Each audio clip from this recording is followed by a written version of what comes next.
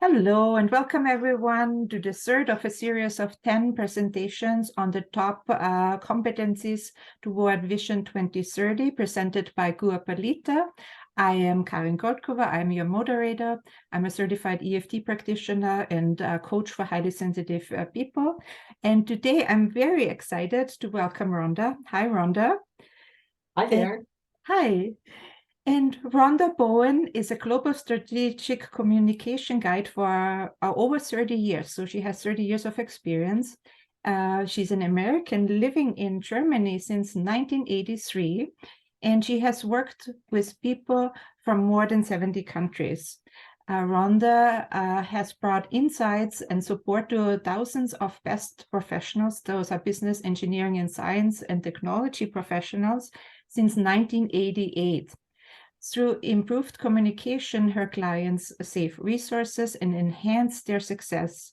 Her programs and services include online and offline facilitation, individual and team coaching, programs for professional services providers, and negotiation seminars. She supports others through her interactive sessions called Success Swarms, building on the idea of swarm intelligence in nature. These are based on the principle of Wispiration in action, a combination of wisdom and inspiration shared in the group to provide options for finding practical ways to apply what has been learned. So I'm really excited, Rhonda, to hear about your effective ways of communication today. Well, thank you so much, Karin, for the wonderful introduction. And looking forward to making sure that if anybody has a question while we're going along, please make sure you put it in the chat. So at the end, we'll be able to address what it is you would like to learn about communication today. And so we're here because we're talking about effective communication, but we're also talking about what that means for successful feminine leadership. So I'd like us to start by looking at this. All we need to embrace our female side and allow it to be in business. We need to stop just doing what we've always done. We've become human doings instead of human beings. I love this because I think we think about communication as how many emails, how many meetings, how many whatever you're doing in your communication. And it's always the doing, but to be a good feminine leader, it also comes back to who we are, who our being is. And so I'd like to look at those two elements today when we're looking at communication to see what that really means for us. A little bit about me. I don't think I need to say much anymore because Karin has said so many wonderful things already. Thank you so much for that, Karin. And as I said, I've been around to a lot of places and talked to many, many, many different people in the world. And I hope today I'll be able to talk to you and make sure that you get some insights that will help you moving forward on your journey. So look at these wonderful things or not so wonderful things that happen when we're talking about communication. All of those people who are trying to either get their message across or not, or all of those people who aren't paying enough attention to what the other person is trying to say, or all those things that are either too easy or too difficult. So many things that can go wrong when we try to communicate. Not that we don't know how, but we just don't do it always in the right way. And there's this wonderful, wonderful quotation, and I will read it, although I'm not normally a read the slides person, because it's so empowering. Between what I think I want to say, what I say, what I believe I am saying, what you want to hear, what you believe you understand, what you want to understand, and what you understand, there are 9 possibilities for misunderstanding. We're not going to go through the 9 possibilities for misunderstanding because that's not going to help us much. What we're going to go through is my framework with 9 possibilities to make sure there is no misunderstanding. So I'd like to introduce that to you today. This is my framework called Creavelop. And Creavelop sounds like 2 words you already know, create and develop. And anytime we communicate, there's a part of what we do, which is creating the message. And there's a part, which is when we're interacting with our counterpart, where we're developing the communication, because communication obviously is not a one-sided thing. And so I've taken the 9 points that I personally believe help people most when they're communicating, especially across cultures, meaning a culture that's not your own, like the fact that I am an American citizen, but I live in Germany. Those are 2 different countries, so they're 2 different cultures, but also cultures like whether you work in one department or another. And so there are these 9 different things that we're going to look at today to decide what that means. And we're going to have some food for thought. This is a picture of a place that was one of the original fast food restaurants. This is in Pompeii in Italy. And this place is called a thermopolium. In those nice little places where you can see the holes, there was warm food. And when anybody came into a Roman city, they stopped here not only to get food to eat, but to find out about all the things that they didn't have.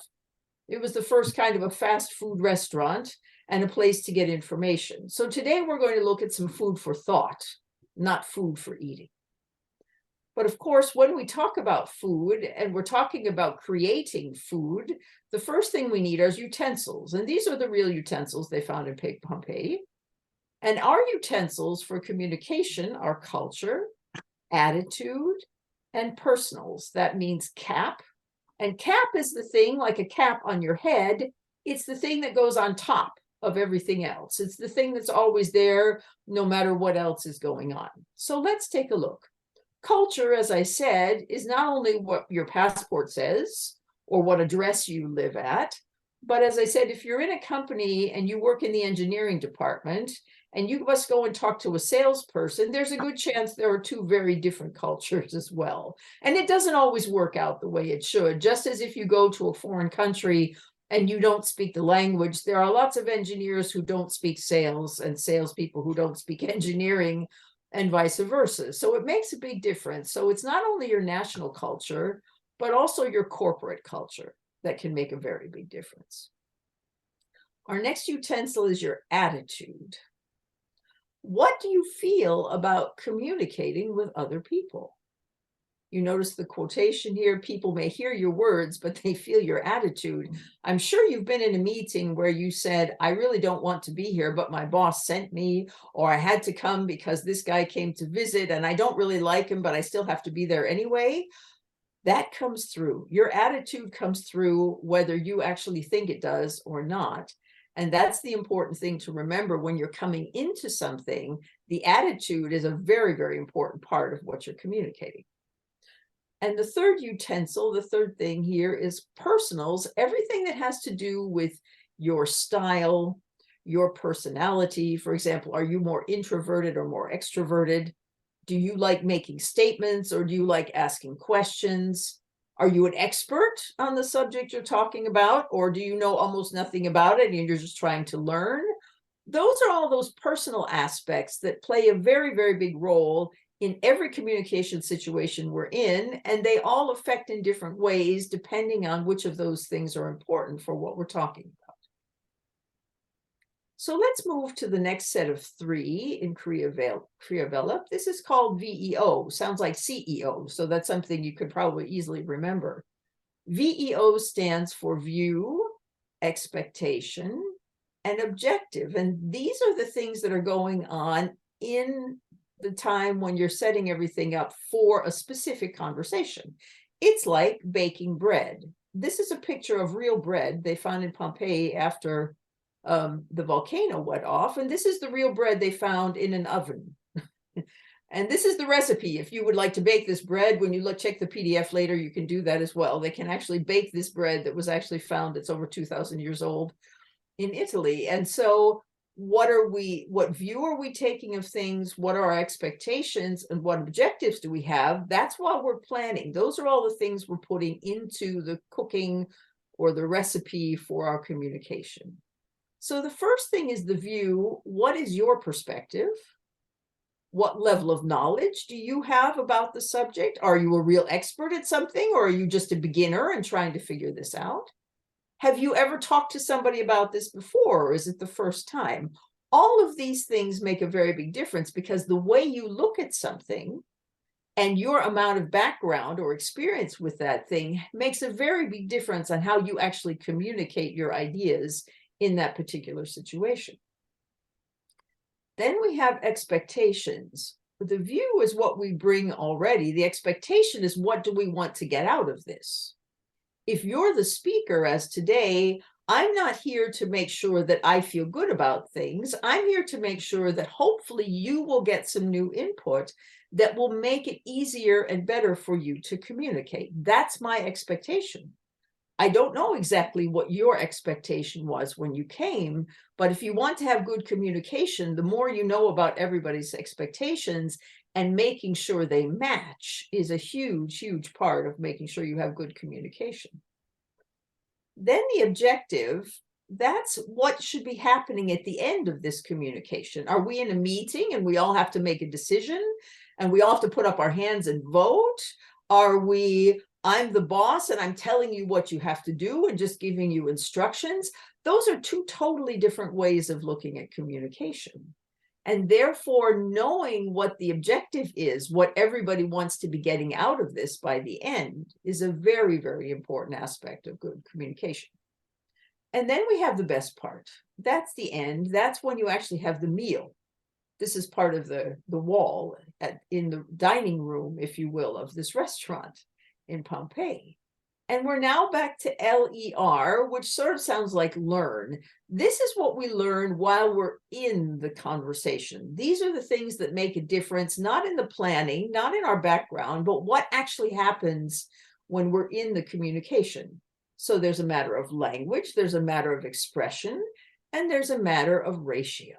So language is, for example, I today have the wonderful pleasure of being able to speak my first language when I speak to you, but I can also give this kind of a talk in German, which is my second language. Well, does that make a difference?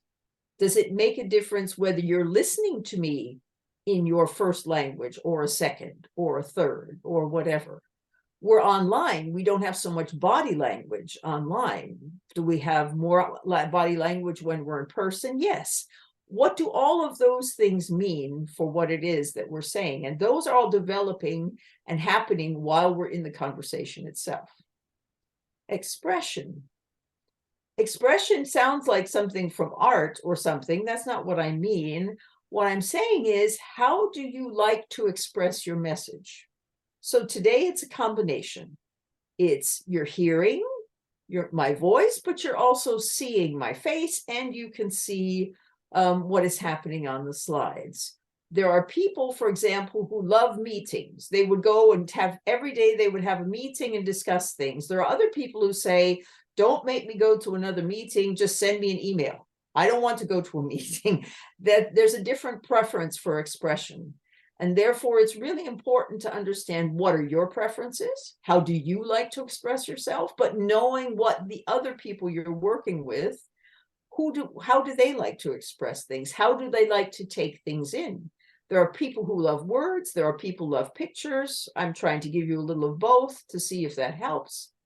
And we need to know this because it makes it so much better if we're comfortable with what we're doing, but our audience is also comfortable with what they're receiving. And the last one is the R. The R stands for ratio. And this is the one that's maybe not so easy to understand. When you learn about languages, there's always this thing about how much time does each person speak in a particular conversation. This part of the talk is obviously Rhonda 100% and all of you 0%. But of course, in real life, we aren't always sitting and listening for presentations. There has to be a give and take. There has to be a back and forth. And so how much of the time when you're in a conversation with someone are you speaking? And how much of the time are you listening? If you have good software, it will analyze while it's recording your calls on Zoom, for example, mine does. How long have you been speaking? And there's a little warning thing that goes up when I'm doing too much of a monologue, and it tells me basically to stop speaking. It tells me the ratio isn't well balanced.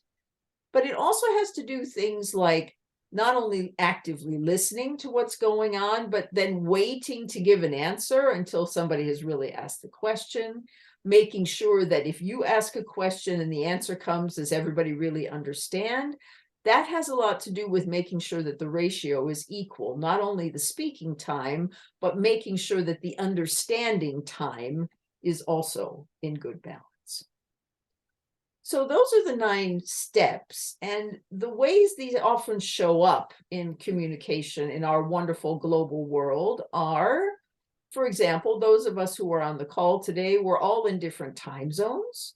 So it makes a big difference. When I talk to somebody and it's 3 o'clock in the morning for them, the way they talk and the way they do things is much, much different than, for example, for me, if it's 10 o'clock in the morning, my time.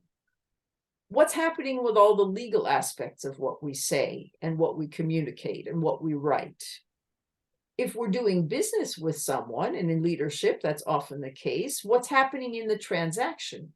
How are we communicating the details? What's going on with that? There are companies that won't do anything with you in a spoken way. They want everything in writing. That's their preference. We have to know about those things. We talked about this a little bit before, expectation management. If I go to a meeting and I want to sell something and the other person doesn't have any money to buy anything, the expectations aren't being managed well. So we have to know exactly when we're in a position to be saying something to make sure that there is a chance for everybody's expectations to be fulfilled. And of course, in our world today, where not everything always goes the way we think it should, what are our values? How do we express that? How do we make sure that those people that we're leading understand what's important to us? And how do we know what's important to them so that we can make sure that everybody has an opportunity to express themselves in a way that aligns with their own values? If you're one of those people who would say, this is great, Rhonda, but this was, 12 and a half minutes of something, and I need to know more about this than just that. There are 3 options, and as soon as I stop sharing my screen, I will put these all in the chat so you can read them and click on them as well. The first is that you can go to this link, the first link, and take my assessment.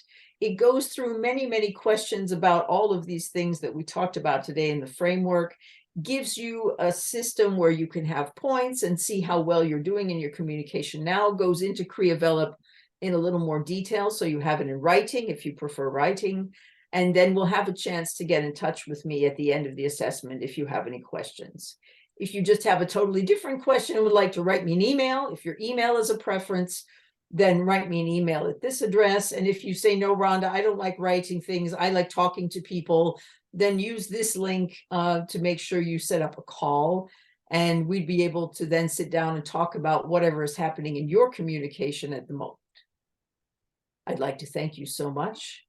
And good leaders put up their hands when it's time to, but good leaders also say thank you. And that's why I would like to say thank you in this way for listening, for hopefully being able to understand the kinds of things that I believe are important, and to give you now the opportunity to come on and ask any questions and or put anything in the chat that you would like to share with us as well. Thank you so much for your attention.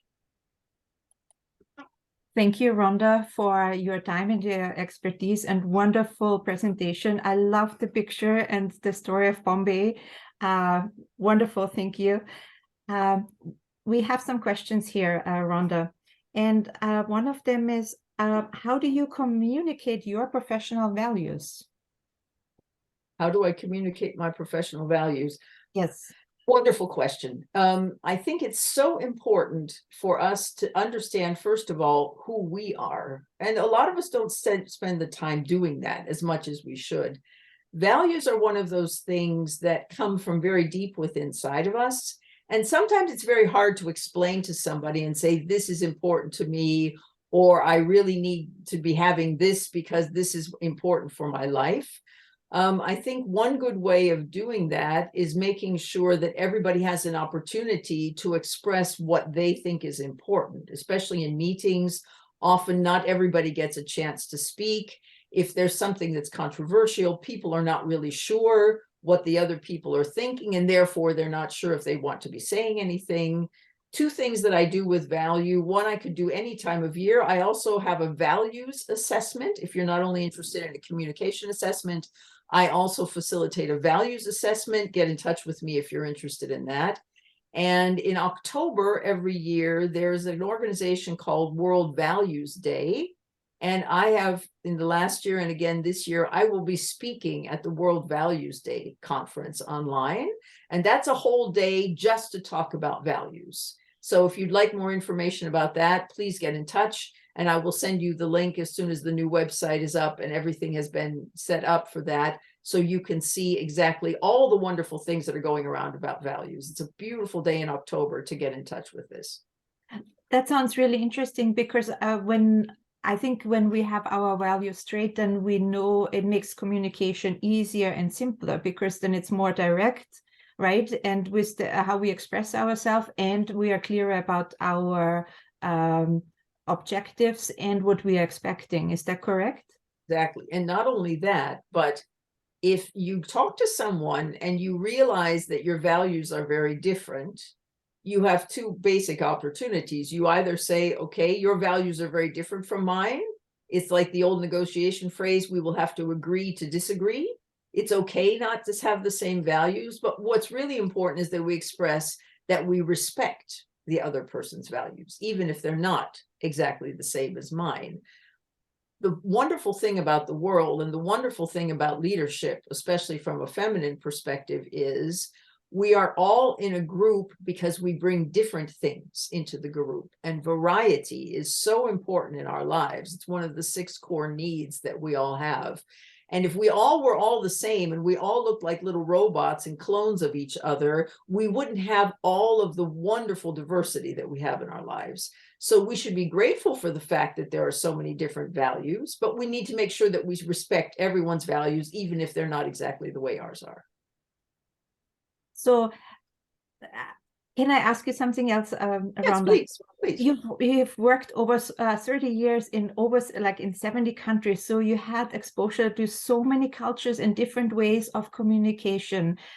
Off top of your head, is there an example where there was maybe miscommunication and because of cultural differences, and how did you solve that miscommunication? Well, let me tell you the story from a client, because I think that's always so much more potent. Yeah. I had a Chinese client. We were working together in Australia, and she came up to me one evening at dinner and she said, Rhonda, it's so terrible.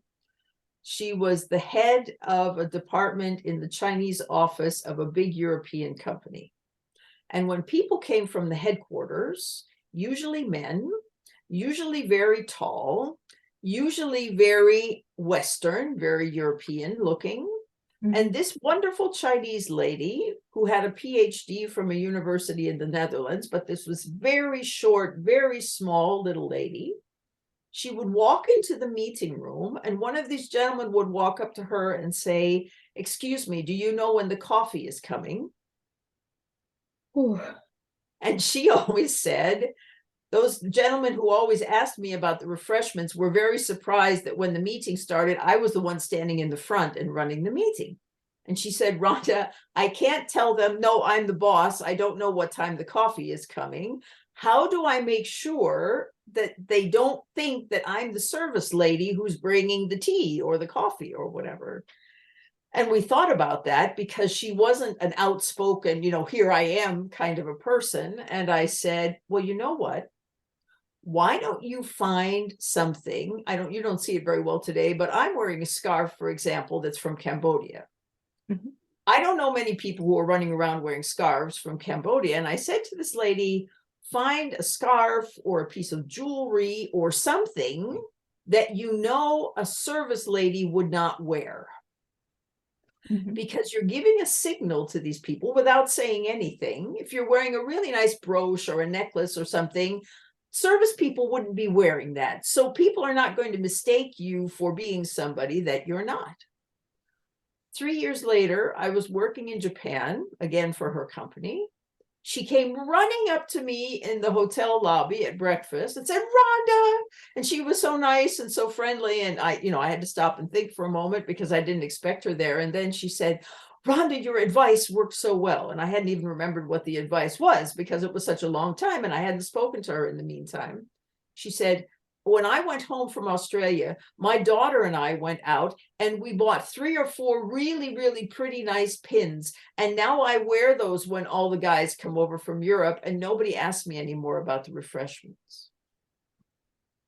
What a So simple as I said, solution. there are wonderful ways to communicate that maybe don't even have necessarily anything to do with speaking, just with a lot of other things. What a wonderful example. Thank you very much. And I'm sure you could tell us many more today. Of course. One quick question at the end. How can Okay. someone build confidence to improve their communication with others, especially if they're more introverted or quiet? What would you suggest? Well, first of all, is to understand what your own strengths are. This lady, for example, knew she was not going to stand up and make some big statement. You know, that was not her strength. She understood that people would look at her and try to figure out what's going on. So not comparing yourself to others, not saying, oh, because they come from Europe, I have to be like a European person. No, you are the person that you are. And the strengths that you have, whatever those strengths are, in her case, being very quiet and very relaxed and being in the background and only coming to the front when it was time for her to lead the meeting, as an example. So don't compare with yourself to other people. Don't say, oh, the people there do it that way, so I have to do it that way as well. If you're not authentic, it won't come across, and you won't be confident if you're playing a game or you're like an actor or an actress and playing a role. If you're not an actress by profession, you're not going to feel comfortable in your skin if you're trying to be something you're not. And as the old saying says, for everything in the world, not only communication, practice makes perfect. You just have to keep trying and trying. Be in a safe haven. Learn from people that you know, that you respect, that you look up to, who do whatever you're looking to do better. Be willing to make the mistakes. We never learn if we do it right. We only learn if we do it wrong, because the next time we do it better. Don't be upset if you make a mistake. Find out what your best practices are. The things that work, keep doing them, because A, they feel good to you, and B, they will get better and better as they go along. And if you still need help, as I said, send me an email, set up a call, whatever works best for you. And we'll talk about ways for you specifically to be able to work on the things that will help you be more confident. Wonderful. Thank you. I will make sure that we let everybody know about your presentation about values in the fall. That sounds super exciting, and especially your value evaluation. So thank you for your time and expertise today, Rhonda. Very exciting. And thank you everyone for joining us today. And next week, May 25th, we have Gladys Traxel speaking about networking. So please join us again at the same time for an exciting presentation to learn more about networking. Thank you everyone for joining us today.